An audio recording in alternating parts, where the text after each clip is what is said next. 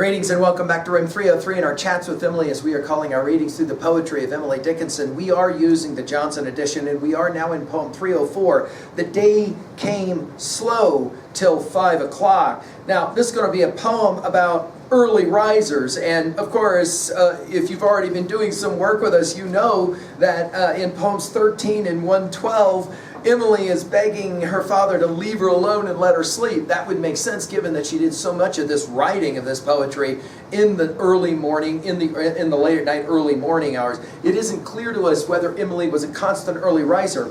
Now, when this poem was published in 1891, it was actually called Day's Parlor. And it's interesting that the word parlor is used at the end of this poem. We call our series Chats with Emily. Of course, parlors are named after that French word parler. That is to say, the place where we sit and chat. And of course, we would love the idea that we could just sit and chat with Emily for a while and ask her some questions about her poetry. Now, our assumptions are that you've been following our stuff at learnstrong.net, down that left-hand side, Chats with Emily, our playlist. I'm hopeful that you've already worked through our set of introductory comments. I'm hopeful that you've read the preceding 303 poems. We just finished with 303, The Soul Selects Our Own Society. Now, we're going to study the similes of this poem. Sometimes they're going to be visual. For example, daybreak is like rubies or you know, whatever. Sometimes they're oral. That is to say, you can hear them. Winds take up their timbrels, and sometimes they're both. We're going to hear that the sunrise is like the sudden flash of a musket shot. Emily loves her colors. Many have pointed out, the scholar Farr has pointed this out, that Emily must have been influenced by artists of her day and the beautiful artwork that they were able to create. Let's enjoy the poem. The day came slow till 5 o'clock, then sprang before the hills like hindered rubies, or the light a sudden musket spills. The purple could not keep the east, the sunrise shook abroad like breaths of topaz, packed a night, the lady just unrolled. The happy winds their timbrels took, the birds in docile rows arranged themselves around their prince. The wind is prince of those. The orchard sparkled like a Jew, how mighty 'twas to be a guest in this stupendous place, the parlor of the day.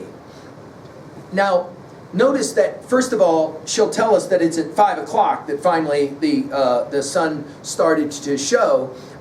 And when we get to poem 1764, it's going to be at night's delicious close. And when we get to poem 888, it's going to be when I have seen the sun emerge from his amazing house. So the celebrations of the morning will obviously tie us back to our study of Homer and the rosy fingers of dawn and all of that, right?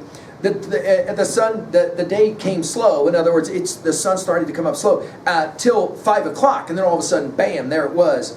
Sprang upon the hills, and I think the word sprang is an important word here. And then two similes that matter, like hindered rubies, or the light a sudden musket spills. In other words, it's like bam, it just amplifies. And then she'll go to her purple that we know she's already enjoyed. The purple could not keep the east, the sunrise shook abroad. So notice we go from springing to shaking. Like, and now we're to our second simile, breaths of topaz takes us back to poem 223, right? Packed a night, the lady just unrolled. And whoever the lady is, of course, is somebody sophisticated. The happy winds their timbrels shook. The birds in docile rows, so we go from winds to birds, arranged themselves around their prince. The wind is prince of those. So notice all the royalty language here. And then she'll say the orchard, which she spent so much time with, her father's orchard, sparkled like a Jew. Now, of course, the word Jew here is playing off of the word jewel, no doubt. This takes us back to poem 223 and 299. As we pointed out already, that the three references that she makes to Jews is almost always in reference to money. Not a lot has yet been really studied about Emily's view of Judaism and the Jew, and the question to which, is she anti-Semitic? I don't think so. I think in this poem what she's saying is she's likening the jewel and jewelry to the orchard that is magnificent, beautifully attired. How mighty, she finally finishes, 'twas to be a guest in this stupendous place. 4 other poems she'll use this word stupendous. The parlor of the day. 6 other poems she'll use the word parlor, the referencing of the parlor. And again, The Chats with Emily title of our playlist is in fact attributable to this, the parlor where she will sit. Now the irony, of course, is that Emily didn't sit often at the end of her life in parlors talking with people, as we pointed out. How do we work at 2A with messages here? I think it's simple. Stupendous is the key word of the poem. Sunrise is stupendous. At 2B, well, the similes obviously are noticeable. At 3A, much has been made of Emily's reading of the book of Revelation, especially notice the enthroned Christ, who is often equated with diamonds or rubies and the like. Think about Thoreau's Walden. Remember that set of lines we've given full lectures at learnstrong.net with Thoreau's Walden. Do you remember when he says we must learn to reawaken and keep ourselves awake, not by mechanical aids, but by an infinite expectation of the dawn that does not forsake us in our soundest sleep? Right before that line, you'll remember that he talks about being an early riser. And he says that if you're not an early riser, Thoreau says, I have a hard time understanding how you can consider yourself fully human. Finally, at 3B, to own a poem like this, then, well, what about you? Are you a morning person? And maybe every once in a while when you get up to see the early morning, you'll appreciate Emily. Thank you.